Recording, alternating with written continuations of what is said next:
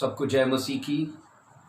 आज खुदा का मैं शुक्र अदा करता हूँ, एक बार फिर से आप लोगों के साथ मुझे खुदा का कलाम शेयर करने का ये सुनहरी मौका मिला है और मैं इससे भरपूर फ़ायदा उठाना चाहता हूँ ताकि ज़्यादा से ज़्यादा हम बाइबल की बात करें। आइए आज के सरमन को जो खुदा ने ख़ास मेरे दिल में आप लोगों के साथ शेयर करने के लिए डाला है, आइए दुआ करेंगे। अपने सर झुकाइए। ऐ कदूस बाप, तेरा धन्यवाद हो, चाहो जलाल के मालिक। मैं शुक्रगुजारी करता हूं कि आज फिर से है खुदावन तूने ये मौका बख्शा है कि मैं उस सरमन को खुदावन जो तूने मुझे अपने पाक रूह के वसीले से दिया है रिकॉर्ड करवा पाऊं। और इस सरमन को आज खुदावन मैं तेरे यीशु नाम से चाहता हूं जितने लोग इस रिकॉर्डिंग के बाद इसे सुने वो अपने परिवारों के लिए और अपनी खुद की लाइफ के लिए बहुत सारी बरकतों को हासिल कर पाए। मैं यीशु मसीह के नाम से इस इंटरनेट की और इस रिकॉर्डिंग की सारी सहूलत के लिए धन्यवाद करता हूं। आज का कलाम आई खुदावन जो यहां पर मौजूद है उनके लिए और जो वीडियो को देखें उन सबों के लिए बरकत का बाइस बने। यीशु मसीह के जलाली और कादर नाम से मांगते हैं, आमीन। मैं आपको खुदावंद यीशु मसीह के नाम में वेलकम करता हूं। आज का कलाम सुनने से पहले आइए हम अपने आप को मेंटली इस बात के लिए तैयार करें ताकि रूह कुदुस जो कुछ भी आज हमें दे वो हमारे लिए शिफा का, हमारे लिए गवाहियों का और बरकत का बायस रहे। आज याद रखिए जिस टॉपिक पर हम बात करने वाले हैं वो है सीक्रेट्स ऑफ रियल हैप्पीनेस, हकीकी खुशी का राज। हम इसके बारे में आज जानेंगे और मैं आपको बताऊं हैप्पीनेस एक ऐसा टॉपिक है जिस पर सभी जानना चाहते हैं, सभी बात करना चाहते हैं और इन सीक्रेट्स के बारे में सभी सुनना चाहते हैं। तो ये सवाल है कि सब लोग इसके बारे में क्यों इतना डीपली जानना चाहते हैं। लोग रियल हैप्पीनेस के उन सीक्रेट्स को कैसे हासिल कर पाएंगे, इनके बारे में क्या वो जानना चाहते हैं और क्यों जानना चाहते हैं। मैं आज आपको बताना चाहता हूं इसका एक ही जवाब आएगा और लोग इसलिए इसके बारे में दिलचस्पी रखते हैं और वो जवाब यूं देंगे। उसका मतलब ये है कि ज्यादातर लोगों की लाइफ के अंदर हैप्पीनेस नहीं है, तो लोग इसलिए जानना चाहते हैं। लोग अपनी लाइफ में किसी ना किसी तरह से डिस्टर्ब हैं और लोग इस खुशी के राज को जानना चाहते हैं क्योंकि इस चीज का लोगों की लाइफ में फकदान है, मतलब कि नहीं है ये चीज उनकी लाइफ में। अगर सोचो ये चीज उनकी लाइफ में नहीं है तो फिर इसकी जगह पर क्या है उनकी लाइफ के अंदर। मैं आपको बताना चाहता हूं लोगों की लाइफ में अगर रियल हैप्पीनेस नहीं है तो लोगों की लाइफ में फिर प्रॉब्लम्स का ढेर है, लोगों की लाइफ में सॉरो है, लोगों की लाइफ के अंदर फेलियर है और लोगों की लाइफ के अंदर डिसअपॉइंटमेंट है और लोगों के अंदर तरह तरह की डिजीज है फिर। और ना सिर्फ ये बल्कि उनकी लाइफ के अंदर डिप्रेशन मिलती है और उनकी लाइफ के अंदर फिर हमें हेल्पलेसनेस मिलती है। तो इन चीजों की अगर हम लिस्ट बनाना शुरू करें तो मैं सोचता हूं कि ना खत्म होने वाली लिस्ट है और ये सभी नेगेटिव चीजें हैं जिनकी आज लोगों की लाइफ के अंदर बहुतायत हमें मिलती है, कसरत मिलती है, ज्यादा ये चीजें हैं उनकी लाइफ के अंदर। मैं आपको बताऊं, मैंने कहा अगर लोगों की लाइफ के अंदर हम इन चीजों को ढूंढना शुरू करें तो ये चीजें ना खत्म होने वाली हैं। उसकी वजह यह है कि सबकी सिचुएशन अलग है, सबकी स्टोरी अलग है, सबका केस अलग है। सोचो जो इसके साथ है शायद वो दूसरे के साथ ना हो और जो दूसरे के साथ है वो सिचुएशन शायद तीसरे के साथ ना हो। इसलिए लोगों की लाइफ के अंदर तरह तरह की प्रॉब्लम्स हैं और सभी के अंदर एक जैसी प्रॉब्लम्स नहीं हैं। और जब लोगों के साथ सीक्रेट्स ऑफ रियल हैप्पीनेस की बात की जाती है तो लोग इसके बारे में जानना चाहते हैं। मैं आपको बताऊं इस सरमन की थोड़ी तमहीद में बनाना चाहता हूं। जिन लोगों की लाइफ किसी न किसी तरह से अधूरी है, नामुकम्मल है और वो किसी ना किसी तरह से अपने जीवन के अंदर अधूरे हैं, तो मैं आपको बताऊं पता है वो क्या सोचते हैं। अगर कवारों का, अनमैरिड लोगों का पूछोगे तो वो ये सोचते हैं कि अगर मेरी मनपसंद लड़की से शादी हो जाए तो वो ये सोचते हैं कि मैं इस सबब से खुश होऊंगा। मुझे ये बताइए आपने समाज में ऐसे लोगों को देखा होगा जिनकी मनपसंद शादी हुई। आपको क्या लगता है कि उसकी खुशी बनी रही या वो खुशी चलती रही? मैं आपको यह कहना चाहता हूं कि वो खुशी उसको मिली, पर कुछ पल की, क्योंकि बाद में उसी केस में हम झगड़ा रगड़ा और मार कुटाई देखते हैं। तो वो भूख, वो तड़प, वो बेकरारी जो पहले कभी थी उस लड़की की लड़के के लिए या लड़की की या फिर लड़के की लड़की के लिए, तो सोचो अब क्या हुआ।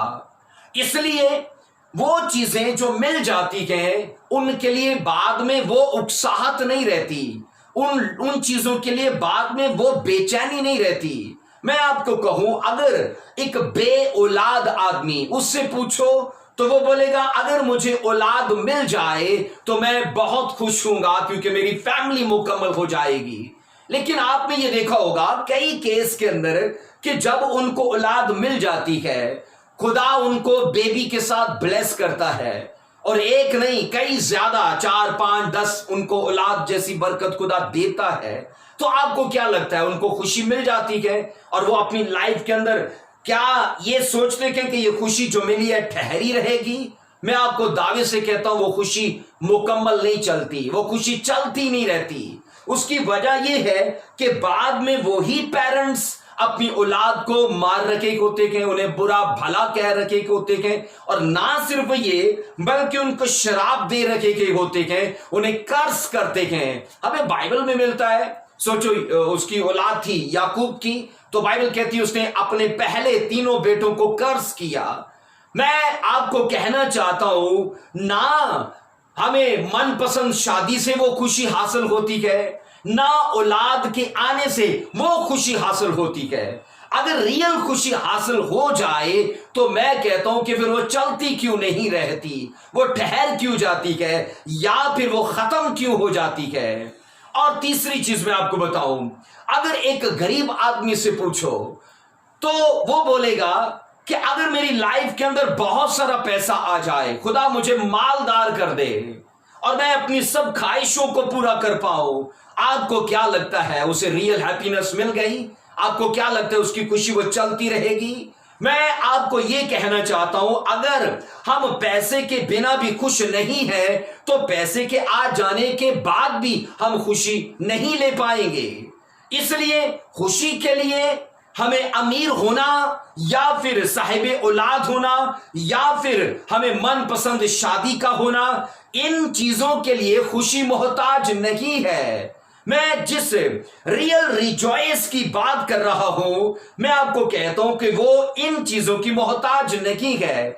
हम खुशी इन चीजों के बिना भी ले सकते हैं, हम इन चीजों के बिना भी हैप्पीनेस ले सकते हैं, हम एक अच्छी लाइफ को जी सकते हैं। और मैं कहूं बाइबल के अंदर जब ये पढ़ते हैं, हम आगे जाकर देखेंगे, एक गरीब आदमी था जिसका नाम लाजर था, और लाजर को पढ़ोगे तो बाइबल उसे क्या पहचान देती है कि वो गरीब था, और बाइबल कहती है उसी गरीबी में वो मर गया, और ये उसकी पहचान थी, और इसी गरीबी में मर गया। लेकिन सोचो जिसके घर में वो था वो एक अमीर आदमी था, और जो खुशी लाजर के पास थी वो उस अमीर आदमी के पास नहीं थी। सोचो जब वो दोनों पाताल में गए तो वो लाजर की मिन्नत करता है और कहता है, ऐ बाप इब्राहिम, इसी लाजर को भेज ताकि उंगली का सिरा तर करके मेरी जबान को लगाए, क्योंकि मैं बड़े अजाब में हूं, मैं बड़ी तकलीफ में हूं। वो वहां पर तकलीफ में है और लाजर वहां पर सुकून में है, रेस्ट में है, शांति में है। इसलिए मैं आपको कह रहा हूं कि हम पैसे के बिना भी आनंद ले सकते हैं, हम पैसे के बिना भी सुख शांति से चल सकते हैं, हम औलाद के बिना भी, हम मनपसंद शादी के बिना भी रियल रिजॉइस को या रियल हैप्पीनेस को अपनी लाइफ में हासिल कर सकते हैं। क्योंकि ये चीजें मैं आपको कहूं ना पैसों से मिलती है, ना हम स्टडी से हासिल करते हैं, बल्कि ये खुदा का एक अनुग्रह है, ये उसका ग्रेस है, और ये स्पिरिचुअल गिफ्ट्स हैं जो खुदा की तरफ से हमें अता किए जाते हैं। आमीन। इसलिए बाइबल कहती है पालूस कवारेपन में मर गया, वो अनमैरिड आदमी था। आपको क्या लगता है कि पालूस ने अपनी लाइफ के अंदर क्या अपने जीवन में इस चीज का पछतावा किया कि मेरी शादी क्यों नहीं हुई? बाइबल कहती है, अगर आप पढ़ोगे 2 कुरिन्थियों 12 बाब उसकी 10 आयत के अंदर, दूसरा ग्रंथियों 12वां चैप्टर और उसकी 10वीं वर्ष में लिखा है, इसलिए मैं मसीह की खातर कमजोरी में, बेइज्जती में, एहतियाज में, सताए जाने में, तंगी में खुश हूं, क्योंकि जब मैं कमजोर होता हूं उसी वक्त उसने कहा मैं जोर आवर होता हूं। सब बोलो आमीन। उसने कहा इन चीजों के होने के बावजूद भी मैं खुश हूं मसीह में।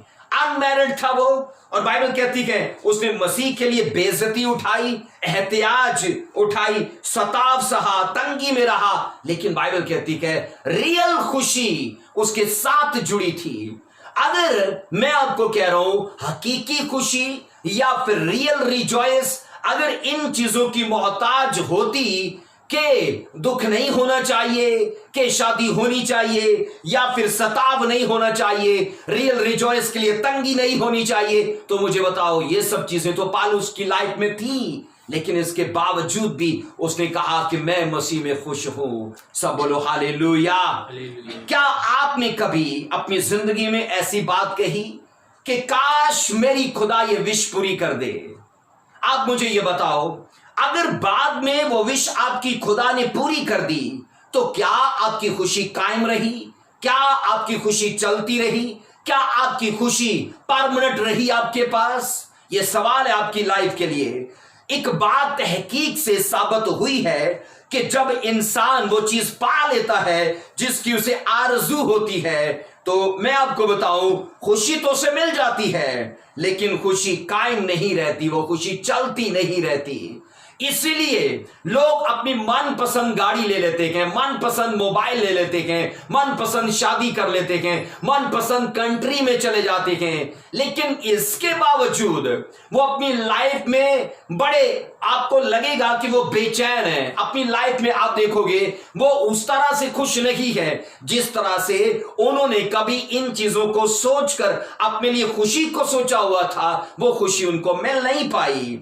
मैं आपको बताऊं, जिस तरह हमें तंदुरुस्ती के लिए, हमें अच्छी सेहत के लिए, अच्छी हेल्थ के लिए ना सिर्फ खुराक चाहिए, ना सिर्फ फूड चाहिए, बल्कि इसके अलावा और भी बहुत कुछ चाहिए, सेम ऐसा ही रियल और परमानेंट हैप्पीनेस सिर्फ ख्वाहिशों की पूरे हो जाने से नहीं आती, या फिर अपनी मनपसंद चीजों के ढेर लगा लेने से वो खुशी नहीं आती है। इसलिए हैप्पीनेस को हासिल करने और फिर उसे बना के रखने के लिए हमें कुछ कड़वे स्टेप्स उठाने पड़ते हैं।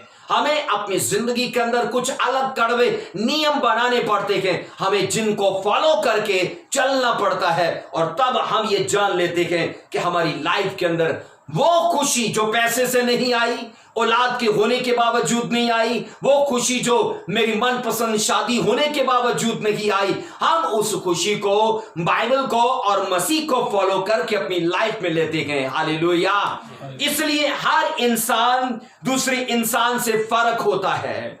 हर इंसान, मैंने कहा जरूरी नहीं कि जो मुझे अच्छा लगता है वो आपको अच्छा लगे, या जरूरी नहीं कि जो मैं सोचता हूं वो आप सोचें। इसलिए हर आदमी की आदत अलग है, हर आदमी सोचता अलग है, हर आदमी की ख्वाहिश अलग है, हर आदमी की दूसरे से कमजोरी अलग है। इसलिए शायद जो आपको अच्छा लगता है वो दूसरे को ना अच्छा लगे।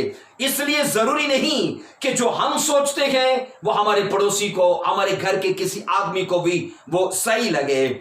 इसलिए मैं आपको बताऊं, उम्र के साथ साथ हमारी ख्वाहिश, हमारी सोच, हमारा शौक, हमारा रहन सहन सब कुछ बदल जाता है। जो कुछ हम बचपन में करते थे अब वो नहीं करते हैं। जो शरारतें हम बचपन में किया करते थे वो अब नहीं करते, क्योंकि उम्र के साथ सब चीजें बदल जाती हैं। इसलिए मैं आपको कह रहा हूं, हमने रियल खुशी के बारे में जानना है, रियल हैप्पीनेस के, और एक ऐसे आनंद के बारे में जानना है जो हमारी लाइफ के अंदर परमानेंट ठहरा रहता है। और उसके लिए बाइबल मुकद्दस कुछ असूल बयान करती है, हम उन्हें फॉलो करते हैं, और उन असूलों के करके, उन प्रिंसिपल्स के करके बाइबल कहती है वो खुशियां हमारी लाइफ के अंदर ना सिर्फ आती हैं बल्कि वो ठहरी रहती हैं। हालेलुया। इसलिए जब हम ये पढ़ते हैं, हमारा टॉपिक है सीक्रेट्स ऑफ रियल हैप्पीनेस, तो मैं आपको बताऊं पहला जो सीक्रेट है, सीक्रेट्स ऑफ रियल हैप्पीनेस, हकीकी खुशी का राज मैं आपको बताऊं, जो पहला है वो ये है, हमारे पास जो कुछ है उस पर कनात करें। जो कुछ भी हमारे पास है हम उस पर गुजारा करें। जो कुछ भी हमारे पास है हम उन चीजों पर उन्हीं चीजों पर डिपेंड करें। आइए मैं एक वर्स आपके लिए पढ़ूंगा, पहला तिमोथियुस उसका पहला तिमोथियुस 6 बाब उसकी हम 6 वर्स को पढ़ेंगे मेरे साथ।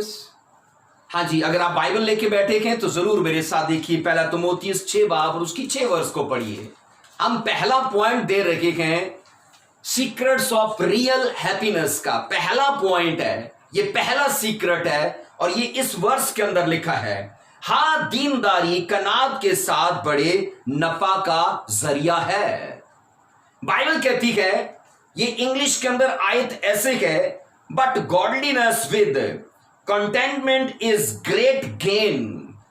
अब बाइबल कहती है गॉडलीनेस और कंटेंटमेंट यानी कनात और दीनदारी, जिसे हम हिंदी में पढ़ते हैं तो हिंदी में इसका आता है भक्ति। मतलब भक्ति और कनात परस्ती, बाइबल कहती है ये दोनों मिल के फायदा करती हैं, एक इंसान के जीवन में फायदे का जरिया है। ये बाइबल यूं बताती है, पौलुस रसूल ने तिमोथियुस को ये लिखा और उस कलीसिया को ये कहा कि अगर तुम दीनदारी में हो, अगर तुम, उसने कहा गॉडलीनेस में हो, तो बाइबल के अंदर पौलुस ने ये कहा अगर तुम्हारी गॉडलीनेस विद कंटेंटमेंट के बगैर है तो उसने कहा वो तुम्हारी गॉडलीनेस कभी तुम्हारे जीवन में फायदा नहीं पैदा करेगी।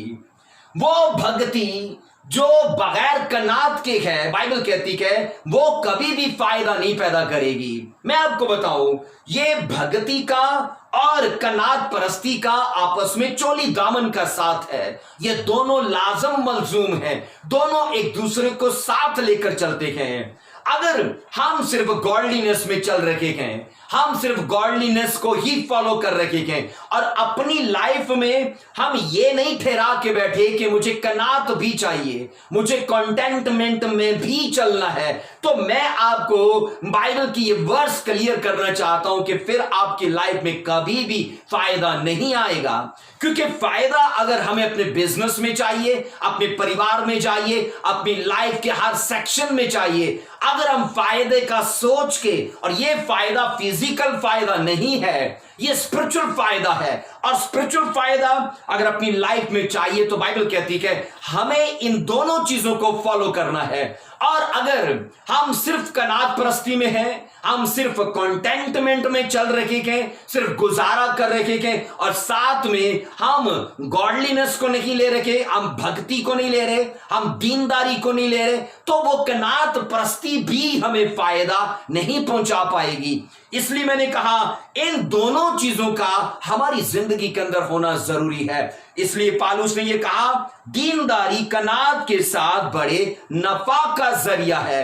और आज रियल हैप्पीनेस का ये पहला सीक्रेट है कि अगर हम अपनी लाइफ में गॉडलीनेस के साथ साथ हम इस कनात परस्ती को, जिसको मैंने कहा कंटेंटमेंट, जिसको पौलुस ने इंग्लिश में कहा, अगर इसको अपनी लाइफ में नहीं लेते तो इसका मतलब है हम उन सीक्रेट्स को अपनी लाइफ में अधूरा लेके चल रखे हैं। मुकम्मल जानकारी याद रखिए हमें कहीं पर लेकर चली जाएगी, हमारी मंजिल तक, जो हमारी डेस्टिनी है, हमें वहां तक मुकम्मल जानकारी लेके जाएगी। अधूरी जानकारी हमें कहीं भी नहीं पहुंचाएगी। और मुकम्मल जानकारी क्या है कि अगर तुम्हें अपनी लाइफ के लिए रियल हैप्पीनेस चाहिए, उसने कहा, तो फिर क्या चाहिए तुम्हें? गॉडलीनेस के साथ साथ तुम्हें अपनी लाइफ में कनात चाहिए। अब सुनिए, कंटेंटमेंट जिसको हम कनात बोलते हैं, और इसके लिए यूनानी लफ्ज 841 नंबर का आया है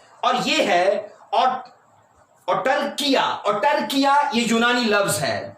मैंने कहा कंटेंटमेंट के लिए 841 नंबर का ऑटर्किया ये लफ्ज आया है। और इसको जब इंग्लिश में देखते हैं तो पहला लफ्ज है इंडिपेंडेंस। इंडिपेंडेंस के जो कुछ भी उसने कहा है उस पर उसने कहा, बाइबल कहती है इंडिपेंडेंस, ये टर्किया का ये पहला मतलब है जिसका मतलब है मुख्तारी। उसने कहा अपनी चीजों पर मुख्तारी रखो और उन्हीं पर चलो। फिर दूसरी चीज है सेटिस्फेक्शन। सेटिस्फेक्शन मतलब उसने हमें यह सिखाया कि तस्कीन या दिल जमी, या फिर यह कहा जाता है इत्मीनान या फिर आनंद, जिसे हिंदी में बोलते हैं।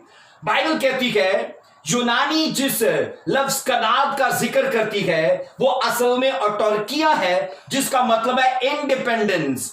और बाइबल कहती है सेटिस्फेक्शन, और फिर बाइबल कहती है सफिशिएंसी। अब सफिशिएंसी मतलब कफालत है कि अपनी गुंजाइश के हिसाब से चलो और अपनी कफालत के हिसाब से चलो। मैं बाइबल मुकद्दस को आपके सामने इसलिए इस टॉपिक को लेके आया हूं कि आज दुनिया के अंदर और परिवारों के अंदर, घरानों के अंदर हमें जिस चीज की कमी लगती है वो है हैप्पीनेस, वो है रिजॉयस। और मैंने कहा इस तरह से लोगों की लाइफ में उथल पुथल है, लोगों की लाइफ में हड़बड़ाहट है, लोगों की लाइफ में बेचैनी है।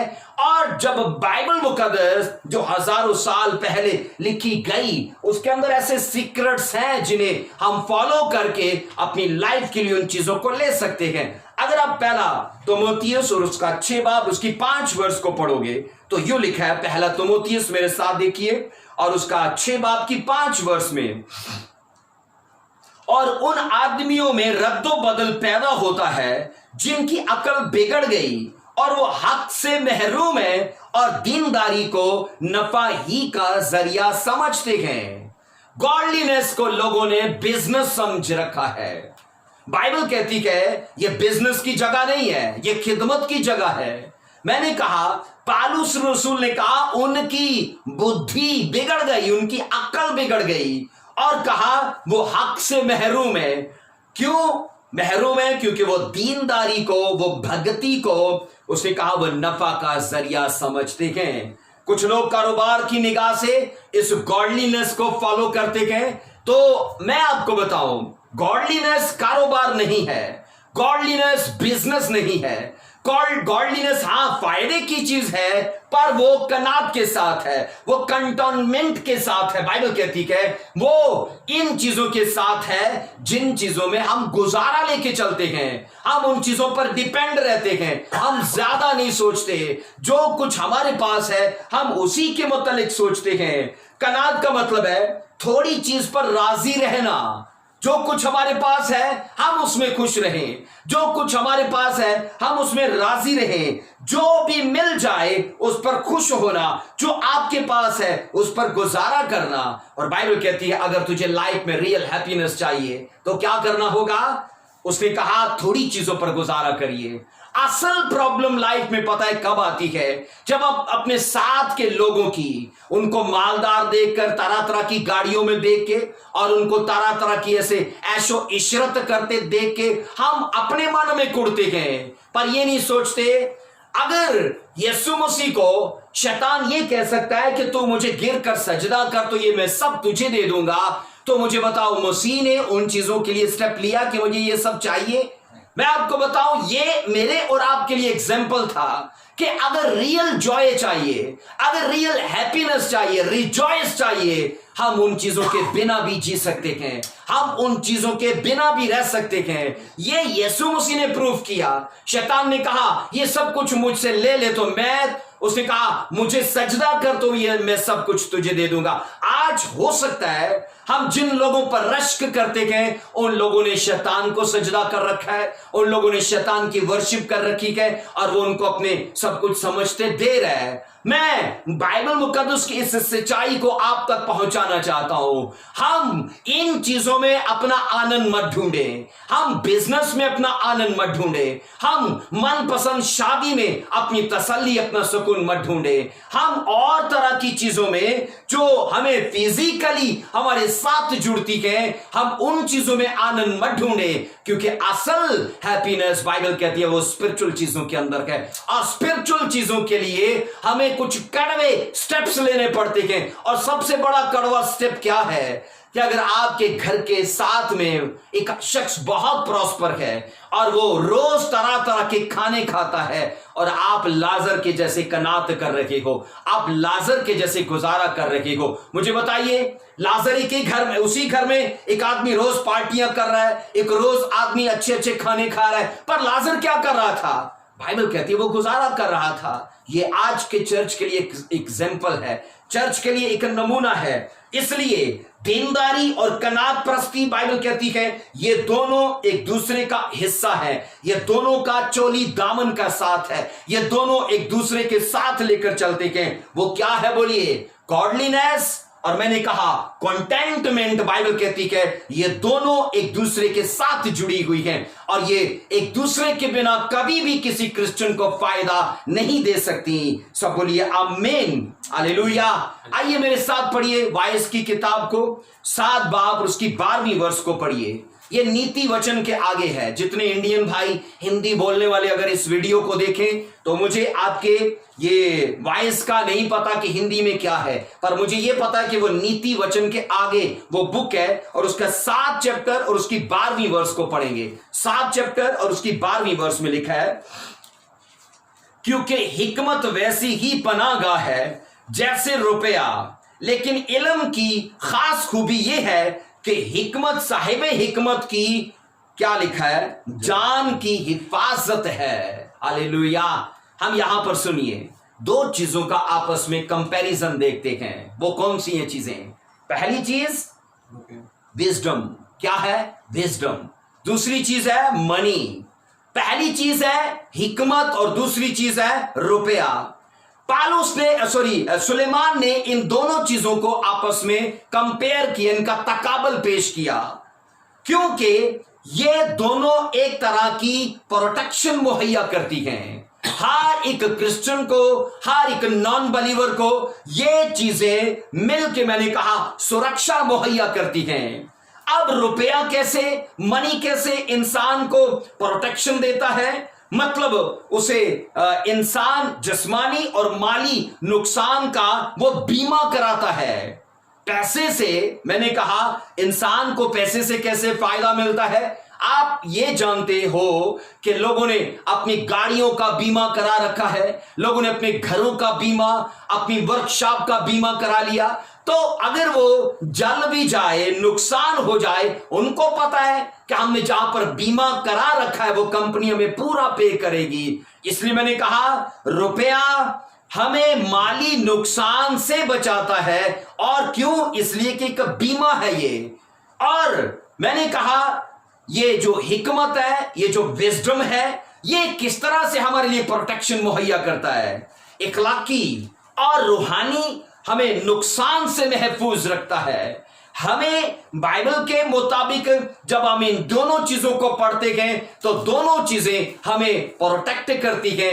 एक करता है हमें माली तौर पर और वो बीमे की शक्ल में है, और एक इखलाकी तौर पर हमें करता है प्रोटेक्ट, और वो स्पिरिचुअल चीजों के नुकसान होने से हमें बचाता है। इसलिए रुपया या मनी इस तरह से मुकम्मल प्रोटेक्शन और सेटिस्फेक्शन देने के लिए ना काफी है।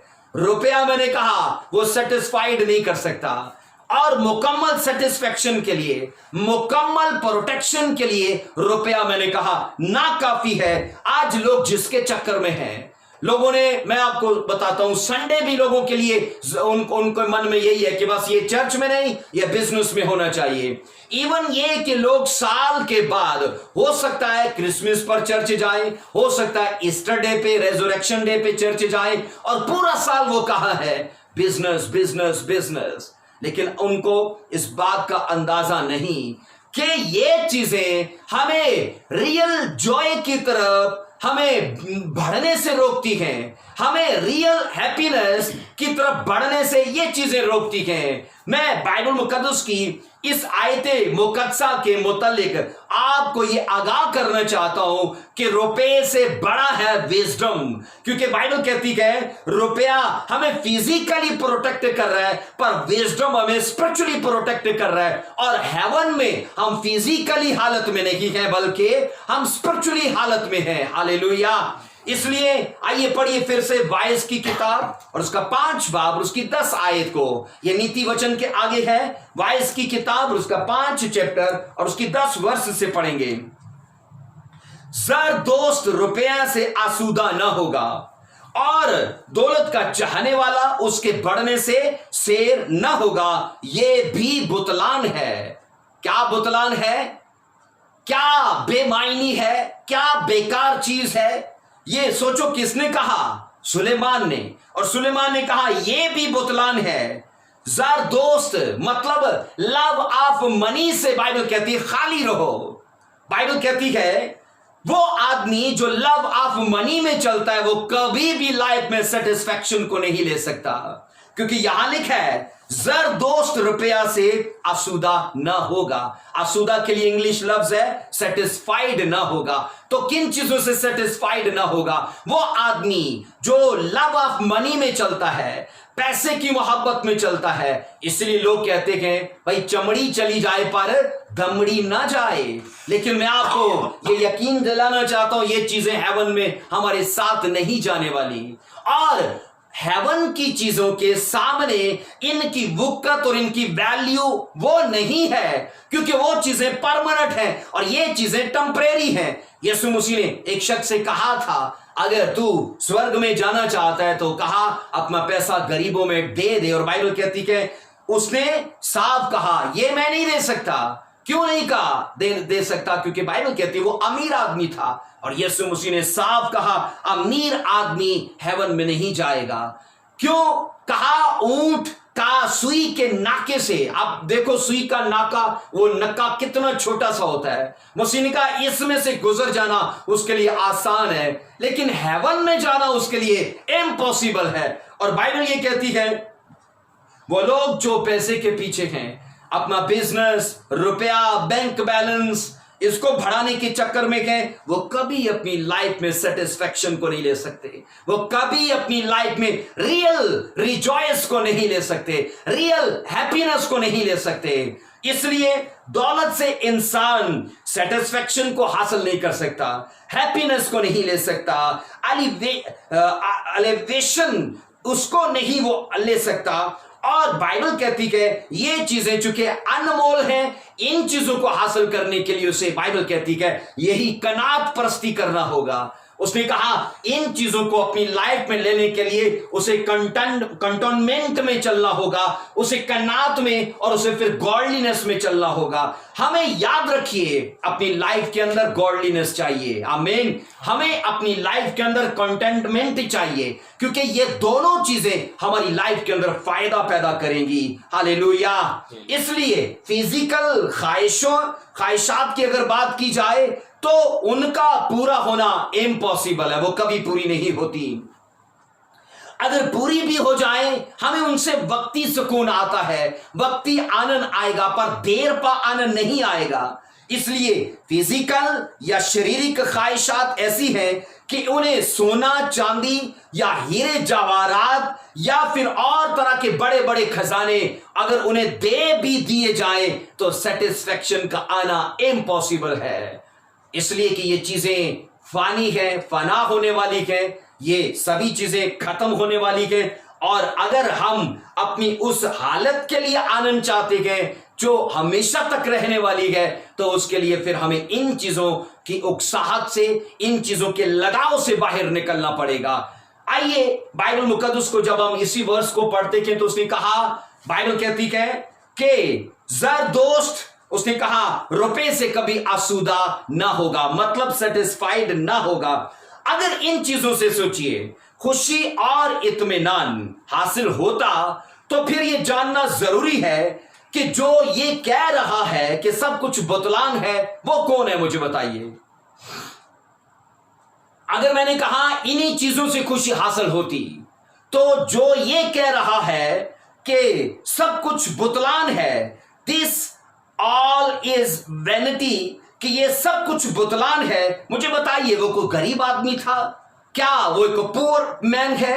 बाइबल कहती है वो एक अमीर आदमी था, वो बादशाह आदमी था और इतना मालदार था, इतना वो पैसे वाला था कि सब बादशाहों पर वो टॉप पे हो गया। लेकिन सुनो, अगर कोई गरीब आदमी बोले कि पैसा बेकार चीज है, हम क्या बोलेंगे?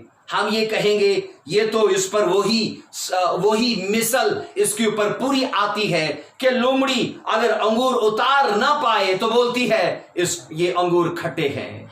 और गरीब आदमी अगर पैसा नहीं कमा पा रहा तो सोचता है ये बेकार चीज है। लेकिन मैं आपको कह रहा हूं यहां पर किसी गरीब आदमी की ये बात नहीं है। बाइबल का एक रिच पर्सन है वो। बाइबल उसके बारे में वो बातें बयान करती है जो चीजें किसी और बादशाह की कभी लाइफ में न थी। इसलिए जिसने ये कहा कि ये सब बुतलान है, मैंने कहा वो गरीब आदमी नहीं बल्कि इज़राइल का एक मालदार और एक बहुत ही दानिश्वर और एक बारोब आदमी था, और वो था सुलेमान बादशाह। आइए पढ़िए जरा मेरे साथ, पहला किंग देखिए और उसका 10 बाब उसकी 23 वर्ष को पढ़ेंगे।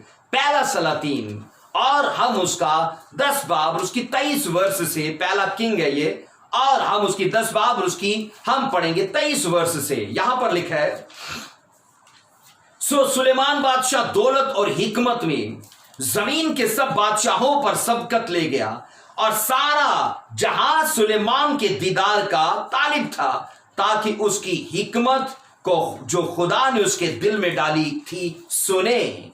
क्या लिखा है? सुलेमान बादशाह दौलत मतलब मनी में, हिकमत मतलब विजडम में। बाइबल कहती है जमीन के सब बादशाहों पर वो ऊपर हो गया। और ये इज़राइल के बादशाहों की बात नहीं की जा रही। उस वक्त धरती के ऊपर इस संसार में जितने भी किंग थे, जितने बादशाह, बाइबल कहती है सुलेमान उन सबसे ऊपर चला गया, सबसे टॉप पे आ गया। 25 वर्ष में लिखा है, पहला सलातीन 10 बाब उसकी 25 वर्ष में लिखा है, और उनमें से हर एक आदमी चांदी के बर्तन, सोने के बर्तन, कपड़े, हथियार और मसाले और घोड़े और खच्चर हदिये के तौर पर अपने हिस्से के मुआफिक लाता था। ये किन की बात की जा रही है? अन्य जाति बादशाह, गैर अकवाम के नॉन बिलीवर्स। बाइबल कहती है सुलेमान से जब मिलने के लिए आते हैं कि उसको एक बार देख लें, उसका विजडम देख लें, उसकी शान और शौकत, उसका जलाल देख लें, तो बाइबल कहती है वो खाली हाथ नहीं आते थे। और क्या क्या? मसाले, घोड़े, खच्चर और चांदी और सोने के बर्तन और कपड़े, ये सब चीजें उसके लिए गिफ्ट के तौर पर लाते थे। सुलेमान बादशाह, मैं आपको बताऊं, स्टडी ये बताती है कि बहुत सारी बातों में दूसरे बादशाहों से टोटली वो अलग था, मुनफरिद था। वो इन बातों के अंदर, ये तकरीबन मैं आपको बताऊं, तकरीबन ये 7 बातें हैं। 7 बातें अगर आप जल्दी से नोट करोगे।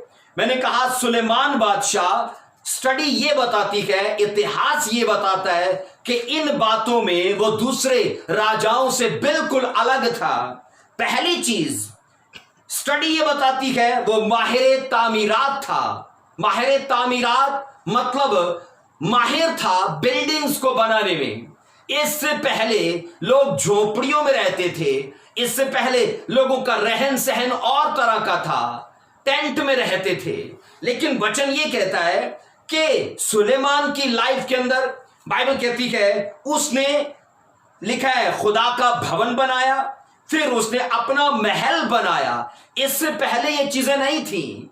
तो सुलेमान इतिहास का वो बादशाह था जिसने अपने लिए भवन खुदा के लिए और अपने लिए महल बनाया, और इसे स्टडी कहती है माहिर तामीरात, मतलब इन चीजों को उसने बनाया। फिर दूसरी चीज, वो एक ग्रेट मुसन्निफ और नहायत आला पाए का शायर भी था। मतलब बाइबल स्टडी ये बताती है कि वो अजीम मुसन्निफ था, वो राइटर था। उसने बुक्स लिखी, और ना सिर्फ बुक्स लिखी बल्कि बहुत सारे अशार भी उसने कहे। अब सुनिए, उसने 3000 मिसलें जो नीति वचन है उसके अंदर 3000 उसने मिसलें, और 1500 गीत उसने लिखे। 1500 गीत उसने लिखे, और 3000 मैंने कहा उसने मिसलें लिखी। और इस सब का मतलब इन सब में उसका जो नंबर, जो उसका गीत था वो था गजलो गुजलात। गजलो गुजलात उसका नंबर गीत था। और इससे फिर उसने इमसाल, और फिर उसने वाइस की किताब को, और फिर उसने 2 भजन संहिता भी लिखे, 2 ज़बूर भी उसने लिखे। तीसरी चीज ये है, वो शोहरत और जलाल में सबसे अलग हो गया। इससे पहले जितने भी थे उनकी इस लेवल पे शोहरत न थी, इस लेवल पे वो जलाल न था। इसलिए हम ये पढ़ते हैं कि लोग उससे मिलने के लिए आते थे, क्योंकि उसकी शोहरत 400 फैल गई और लोग दूर दूर से उसको देखने और उसका दीदार करने और उससे मिलने और उसकी बातें सुनने के लिए आते थे। अब मैं आपको बताऊं, चौथी चीज, सुलेमान ही के जमाने में अमन रहा, शांति रही और एक भी लड़ाई या एक भी जंग ना की गई। इससे पहले दाऊद का पढ़ोगे और फिर सुलेमान के जब अपने बच्चे आए तो बाइबल ये बताती है उनके जमाने में जंगे ही रही, लेकिन सुलेमान अपने जमाने का वो अकेला ऐसा राजा है जिसकी लाइफ में और जिसके जमाने में कभी एक जंग भी ना लड़ी गई, क्योंकि खुदा ने वो वक्त उसे अमन का, पीस का, सुख शांति का दिया।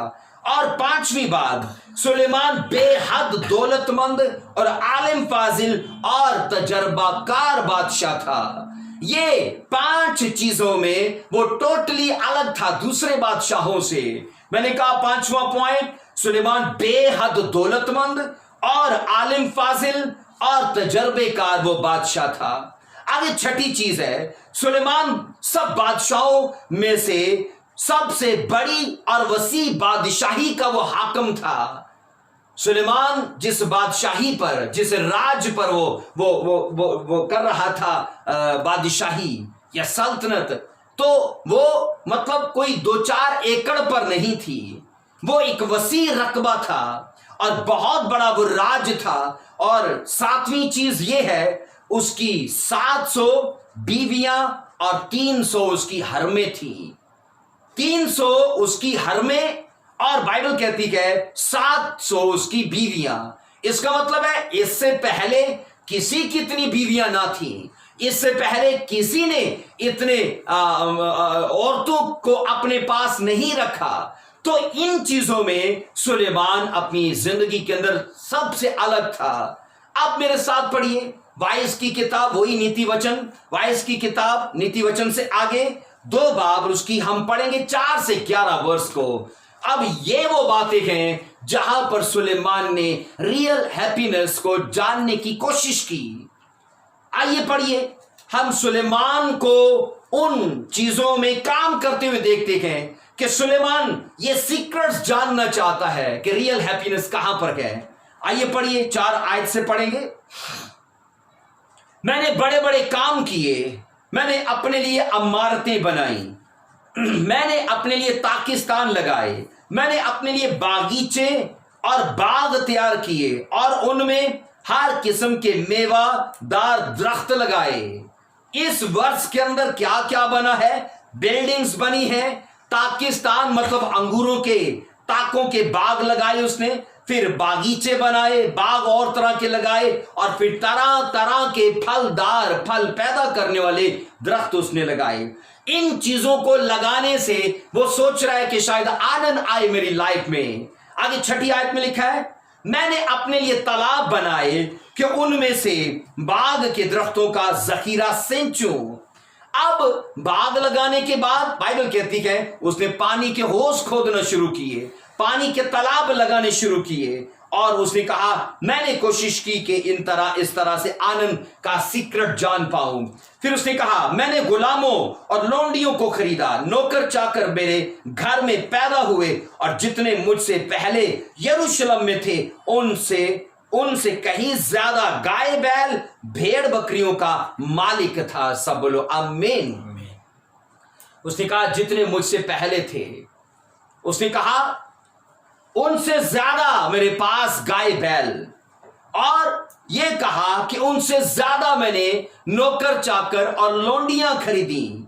8 वर्ष में लिखा है मैंने सोना और चांदी और बादशाहों और सूबों का खास खजाना अपने लिए जमा किया। मैंने गाने वालों और गाने वालियों को रखा और बनी आदम के असबाबे ऐश यानी लोंडियों को अपने लिए कसरत से खरीद फराहम किया। 9 वर्ष में लिखा है, सो मैं बुजुर्ग हुआ और उन सबों से जो मुझसे पहले यरूशलेम में थे ज्यादा बढ़ गया और मेरी हिकमत मुझ में कायम रही। आप सोचो, सुलेमान ने इतना कुछ किया लेकिन उसे अपनी लाइफ में कोई वो पता नहीं चल पाया कि रियल हैप्पीनेस का सीक्रेट कहां है। मैंने कहा, जब उसने इस वर्ष में ये कहा कि सब कुछ बुतलान है, उसने कहा ये सब बेमायनी है, तो गरीब आदमी ये नहीं कह सकता। एक अमीर आदमी अगर कहेगा तो उसकी बात पर यकीन किया जाएगा। और कहने वाला सुलेमान है और सुलेमान ये कह रहा है, मैंने लोंडियों को खरीदा, तालाब लगाए, बाग लगाए, इमारतें बनाई और सबसे ज्यादा माल मवेशी मैंने जमा किया। और ये भी कहा, जितने मुझसे पहले थे मैं उनसे ज्यादा बढ़ गया, उनसे ज्यादा हो गया। 10वीं आयत में लिखा है, और जो कुछ मेरी आंखें चाहती थीं मैंने उसे बाज ना रखा। मैंने अपने दिल को किसी तरह की खुशी से ना रोका, क्योंकि मेरा दिल मेरी सारी मेहनत से शादमान हुआ और मेरी सारी मेहनत से मेरा बखरा यही था। सोचो, सुलेमान ये कहता है कि मेरा जो भी दिल चाहता था वो मैंने किया, हर हद को क्रॉस किया, मैं हर लिमिट से आगे गया। जो मेरी ख्वाहिश होती थी कि शायद इससे खुशी मिल जाए, शायद उससे खुशी मिल जाए, शायद फलानी चीज से खुशी मिल जाए, और उसने कहा ये सब कुछ मैं करता रहा। 11वीं वर्ष में उसने कहा, फिर मैंने उन सब कामों पर जो मेरे हाथों ने किए थे और उस मुशक्कत पर जो मैंने काम करने में खींची थी नजर की और देखा कि सब बुतलान और हवा की चिरान और दुनिया में सब कुछ क्या है, फायदा नहीं। बाद में सब कुछ बनाकर इमारतें बना ली, तालाब बना लिए, लोंडियों को खरीद लिया, माल मवेशी बढ़ने लगे।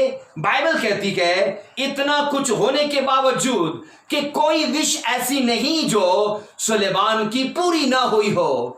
आपके साथ, मेरे साथ, हम सबों के साथ ऐसा हुआ होगा कि शायद हमारी फलानी विश पूरी ना हुई हो, हम फलानी बात सोचकर बैठे गए और वो ना पूरी हुई हो। लेकिन ऐसा मामला, ऐसा केस सुलेमान के साथ नहीं था, क्योंकि वो एक नंबर 1 टॉप पे आने वाला अमीर और एक बड़ा राजा था। और बाइबल कहती है उसकी आंखों ने जो जो चाहा उसने वो सब किया। लेकिन आखिर में क्या कहता है कि ये सब कुछ बुतलान है, ये सब कुछ बेकार है। उसने कहा वो सब काम जो मेरे हाथों ने किए, उसने कहा वो सब बेकार हैं।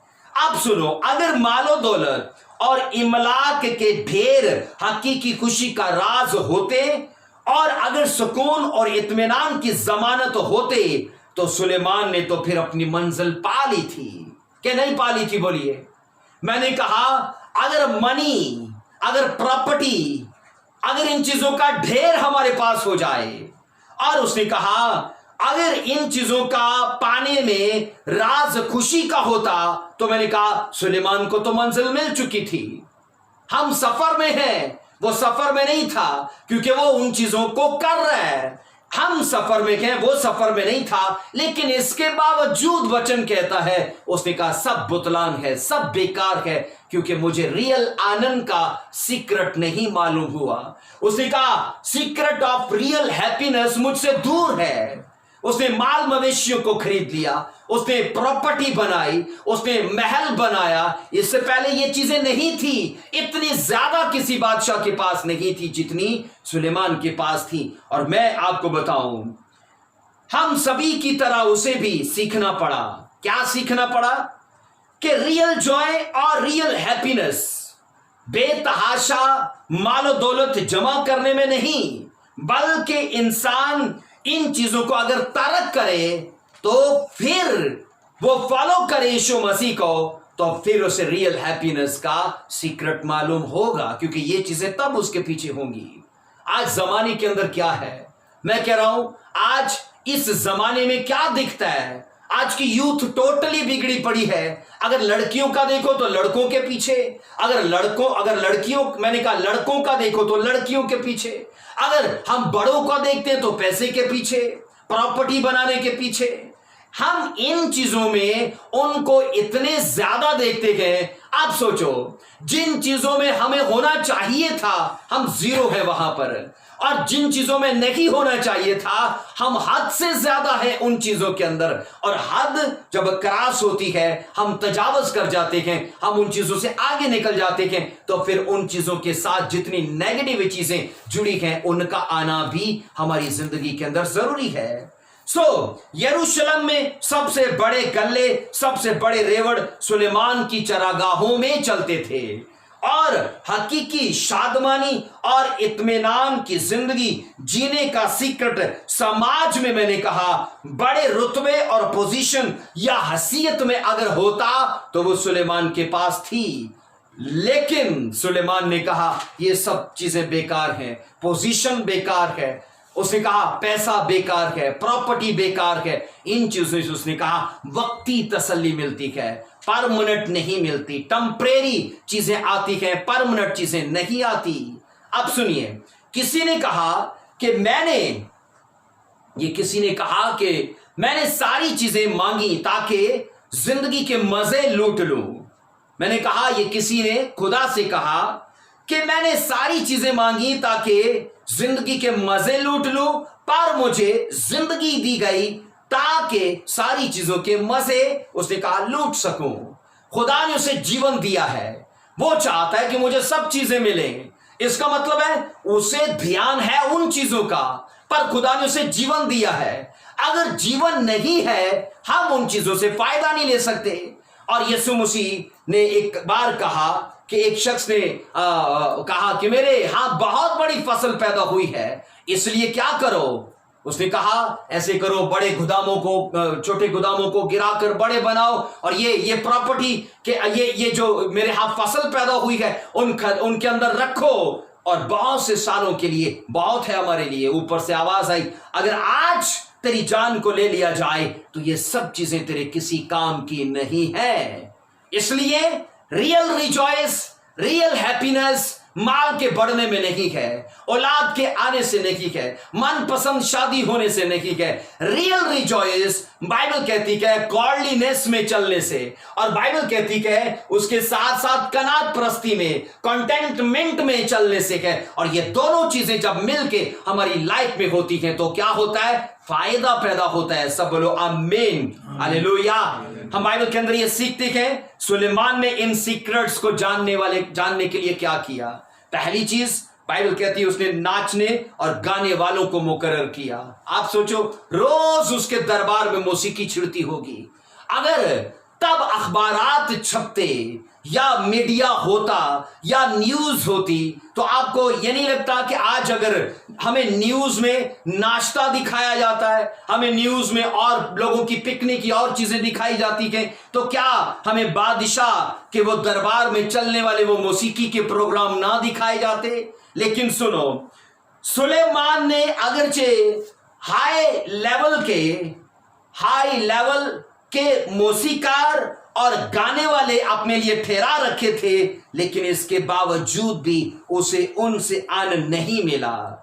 इतना सब कुछ होने के बावजूद सुलेमान बादशाह की मायूसी और बेचैनी जूं की तू थी। उसने मौसीकी से इस्तीफा लेने की कोशिश की, क्योंकि उसने शायद सुन रखा हो कि मौसीकी जादुई तासीर रखती है। लेकिन इसके बावजूद उसकी बेचैनी कायम थी, उसकी बेकरारी कायम थी। और सुनो, उसे किसी भी चीज में वो सेटिस्फेक्शन नहीं मिल रही, और वो सुरीली आवाजें जो उसे कभी सुरीली लगती थी, आज इस बेचैनी और इस तकलीफ की हालत में वो आवाजें उसे नागवारा लगती हैं। इसलिए सुलेमान बादशाह को एक काम करने के बाद दूसरा काम करना पड़ता, क्योंकि पहले काम के मुकम्मल होने कि खुशी उसे होती और कुछ टाइम तक उसकी दिलचस्पी कायम रहती, लेकिन फिर उसका मन उकता जाता और उसके बाद फिर उसकी बेचैनी जब बढ़ने लगती, उसके बाद उसे फिर दूसरा काम करना पड़ता ताकि खुशी हासिल कर पाए। मैं आपको बताऊं, हम बाइबल मुकद्दस के अंदर यह सीखते हैं, सुलेमान की लाइफ एक एग्जाम्पल के तौर पर बाइबल में लिखाई गई उन लोगों के लिए जो इन चीजों के पीछे हैं। मुझे याद है कुछ टाइम पहले मैंने किसी की गवाही को सुना, उसके अंदर शॉपिंग करने की बुरी स्पिरिट थी और क्या होता था कि उसको बस ये एक लगाव था कि मुझे चीजें खरीदनी है। कभी उसने फला मुल्क में चले जाना, लोन उठा के वहां से उसने शॉपिंग करके आना, फिर उसे पता चलना फला मुल्क में अच्छी चीजें हैं, वो कंट्री टू कंट्री गया और बड़े बड़े शॉपिंग मॉल में गया और उसने तरह तरह की शॉपिंग की, लेकिन इतना ज्यादा कर्ज उस पर चढ़ चुका था और तब पता चला उसके घर में आकर कि कुछ ऐसी चीजें हैं जो अभी तक खुली भी नहीं है।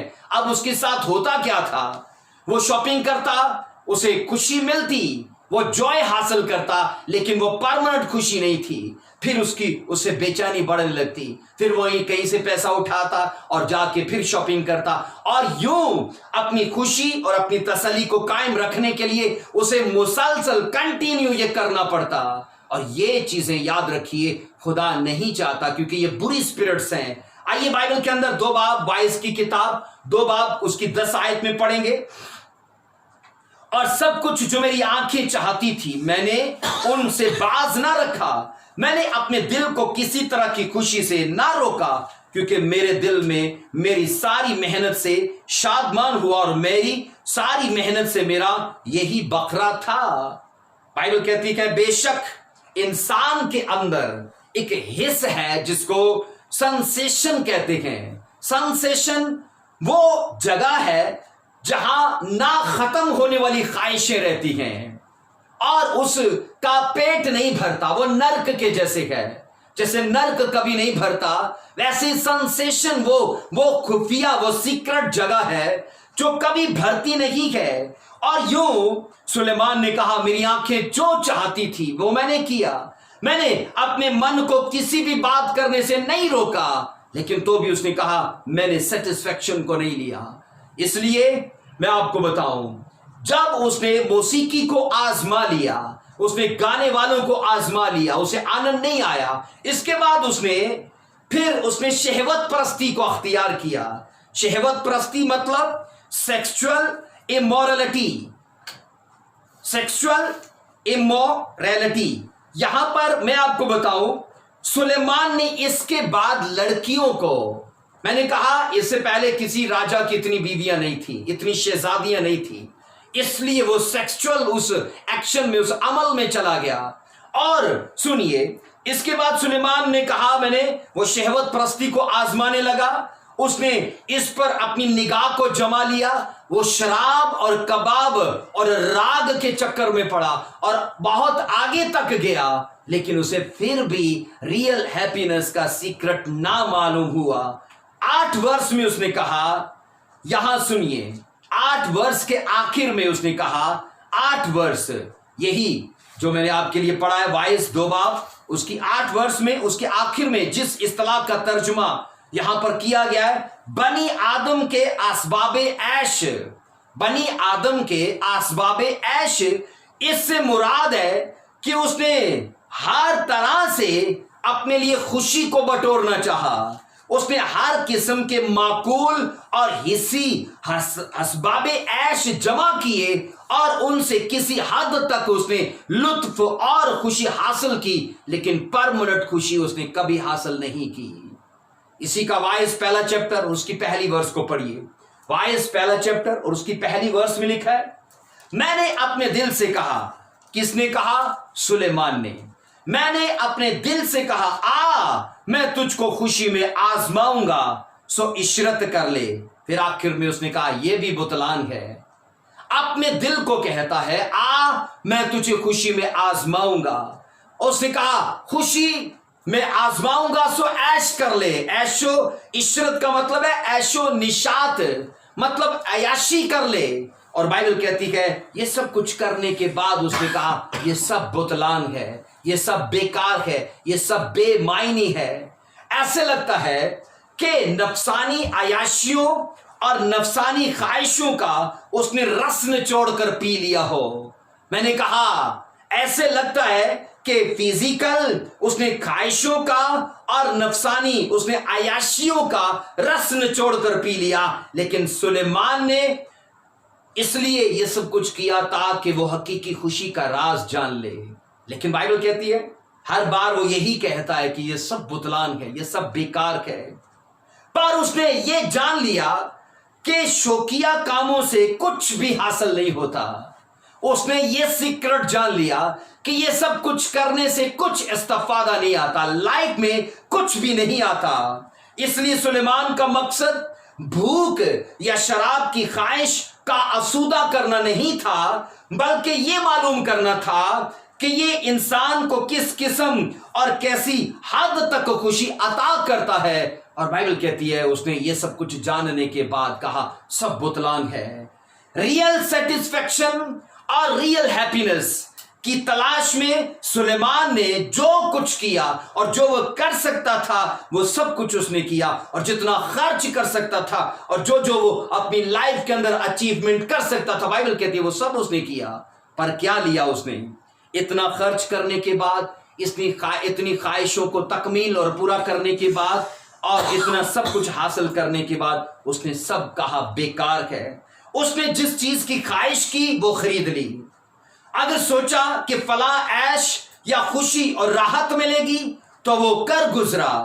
मनपसंद चीजें हासिल करने से उसे खुशी और आसूदगी को कुछ एहसास होता, पर ज्यादा नहीं। इसलिए इन सारे तजर्बात और कोशिशों का उसे कुछ भी बकरा या कुछ भी हिस्सा ना मिला, और ये सब चीजें टेम्परेरी थी, ये सब चीजें आरजी थी। इन चीजों के बाद सुनिए वो किस नतीजे पे पहुंचा, क्या उसने हासिल निकाला। वाइज 2 बाब की 11वीं वर्ष में वो किस नतीजे पे पहुंचा है। फिर मैंने उन सब कामों पर जो मेरे हाथ ने किए थे, उस मुशक्कत पर जो मैंने काम करने में खींची थी, नजर की और देखा कि सब बुतलान और हवा की चरान, और दुनिया में उसने कहा कुछ फायदा नहीं है। ये उसका हासिल है। जितना कुछ उसने कमाया, जितना नाम ऊंचा किया, जितना जलाल, जितनी शान बनाई, आखिर में वो ये कहते हैं ये सब चीजें बेकार हैं। आज दुनिया इन्हीं चीजों के चक्कर में है। पोजीशन उनको चाहिए, पोजीशन के लिए मार देंगे, किसी को कत्ल कर देंगे, रिश्वत दे देंगे। अगर उनको पैसा बटोरना है तो नाजायज गैर इखलाकी काम करने से भी वो गुरेज नहीं करेंगे। अगर उनको और तरह से अपने आप के लिए खुशी चाहिए तो वो किसी भी हद तक जाते हैं। लेकिन मैं आपको यहां पर यह बताना चाहता हूं कि हम सुलेमान से बड़े नहीं हो सकते, हम सुलेमान से ज्यादा मालदार नहीं हो सकते, हम उससे बड़ी शान और शौकत नहीं हासिल कर सकते। लेकिन उसने तालाब बनाने के बाद, बाग लगाने के बाद, महल बनाने के बाद, लोंडियां और नौकर खरीदने के बाद, माल मवेशी और सोना चांदी और ये सब कुछ हासिल करने के बाद उसने कहा इनमें मुझे कुछ सुकून नहीं आया, इनमें मुझे कुछ तसल्ली नहीं मिली।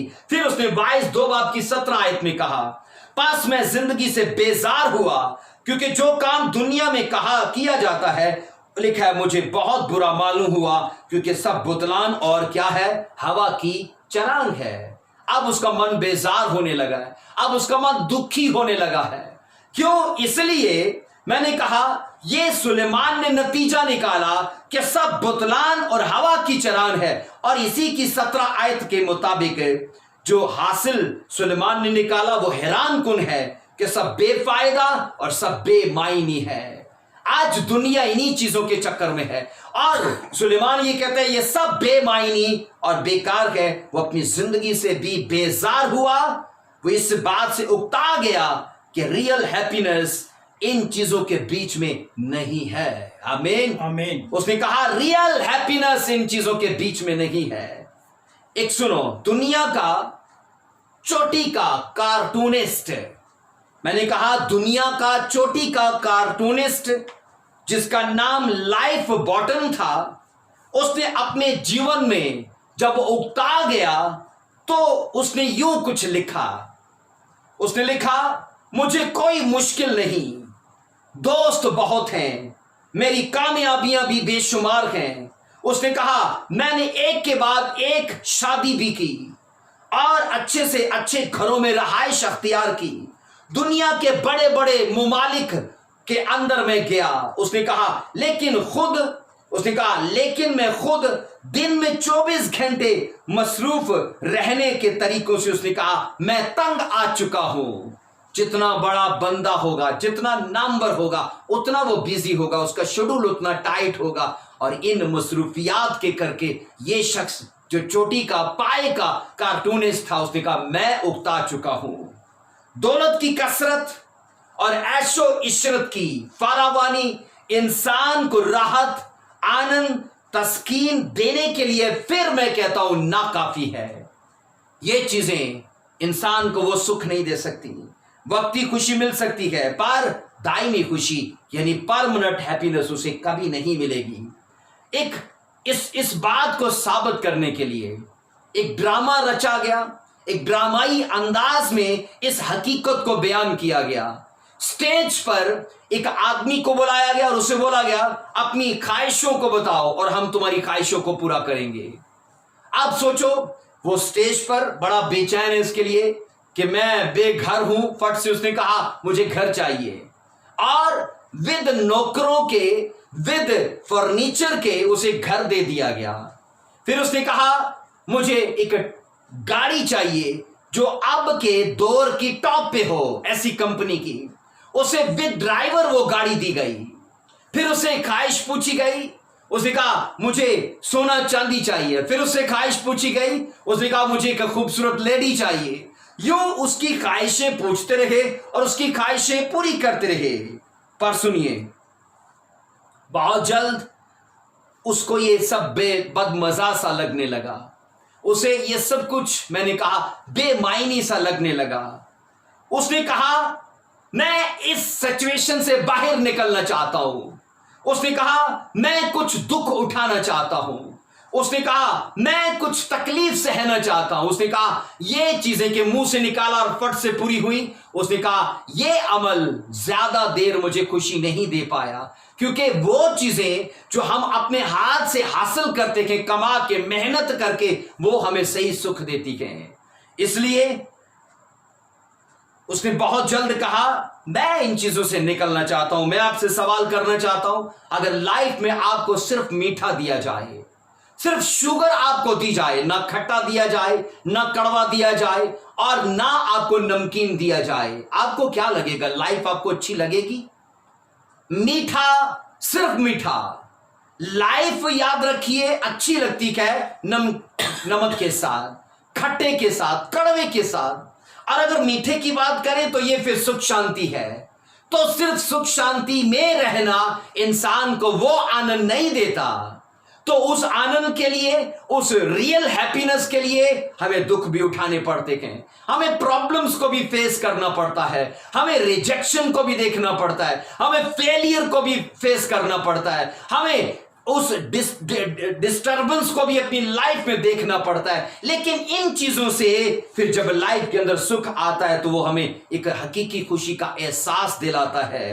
हालेलुया। आप सुनिए, क्या जदीद जमाने के आलिम सुलेमान बादशाह के मुशाहिदे से मुत्तफिक है? सुलेमान ने क्या मुशाहिदा किया था कि सब बुतलान है। तो क्यों उसने ये कहा बुतलान है? जब इंसान की बुनियादी जरूरियात पूरी हो जाती है तो मजीद पैसे कमाने से उसकी खुशी में कुछ खास इजाफा नहीं होता, क्योंकि वो खुशी तो उसे मिल चुकी है। अगर आपको 50,000 की जरूरत है और आपने कमा के उसे हासिल कर लिया, तो 1 लाख कमाने से आपकी खुशी में कोई ज्यादा खास इजाफा नहीं होगा। जदीद तहकीक के मुताबिक जब इंसान बहुत ज्यादा मालो दौलत इकट्ठी करता है, खास तौर पर जब वो उसके लिए इखलाकी और रूहानी मयार को दांव पर लगा देता है, तो उसकी खुशी बढ़ने की बजाय मांद पड़ जाती है, क्योंकि हमारे असूल वो ऊपर हैं। अगर हमने पैसा कमाने के लिए अपने असूलों को दांव पर लगा दिया, अपनी स्पिरिचुअल लाइफ को दांव पर लगा दिया और खुदा के नियम और कवानीन को दांव पर लगा दिया, तो वो पैसा हमारी खुशी को मांद कर देगा। इसलिए याद रखिए, जितनी चीजें वचन के बीच से होकर हमारी लाइफ में आती हैं, वो हमारे लिए ठहराव पैदा करती हैं खुशियों का, वो बरकतों का ठहराव पैदा करती हैं। और जितनी चीजें वचन से बाहर होकर आती हैं, वो आज नहीं तो कल हमारी लाइफ के अंदर कीड़े डाल देती हैं। आप रिश्वत का पैसा, आप करप्शन का पैसा लोगों की लाइफ में आते देखते हो, तो वो वचन के बीच से नहीं है। सूद का पैसा, मुनाफाखोर लोग ऐसा करते हैं, लेकिन वो वचन के मुताबिक नहीं है। और उन्हीं लोगों को कल आप कीड़ों में, और उन्हीं लोगों को आप बुराइयों में और बुरी आदतों में, और आप उन्हें फिर बीमारियों में देखते हो। इसलिए आइए पढ़िए अब्रानियों का खत मेरे साथ। अब्रानियों की पत्री पढ़िए, उसका 13वां बाब, उसकी 5 वर्ष से पढ़ेंगे। अब्रानियों 13वां बाब, उसकी 5 वर्ष को आप निकालिए मेरे साथ। बाइबल कहती है, जर की दोस्ती से खाली रहो। जर की दोस्ती, लव ऑफ मनी, बाइबल कहती है इससे खाली रहो। मैंने कहा लोगों का इस धरती पे क्या मिशन है? सिर्फ पैसा कमाना। और आपको पता है, यीशु मसीह ने एक जगह पर कहा, तुम खुदा और ये कहा कि शैतान दोनों की एक वक्त खिदमत नहीं कर सकते। क्या ये कहा? खुदा के मद्दे मुकाबिल किसको बिठाया गया? दौलत को, पैसे को।